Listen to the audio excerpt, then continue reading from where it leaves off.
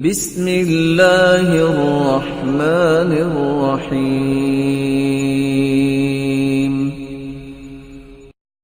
رسول اللہ صلی اللہ علیہ وسلم نے بچے کی نیکی کے بارے میں جو بات بیان کی، یہ مسلمانوں کو سمجھنی چاہیے۔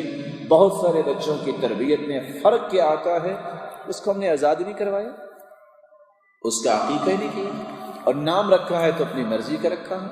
رسول اللہ صلی اللہ علیہ وسلم نے اس لیے فرمایا عن الغلام شاتان متکافئتان، اگر اللہ نے بیٹا دیا ہے تو دو برابر بکریاں، ذکران ام اناسا، مذکر ہو یا مؤنث دونوں ہی کر سکتے ہیں۔ وعن الجاریۃ شاۃ، اور اگر بچی اللہ نے عطا کی ہے تو ایک جانور ذبح کیا جائے۔ یا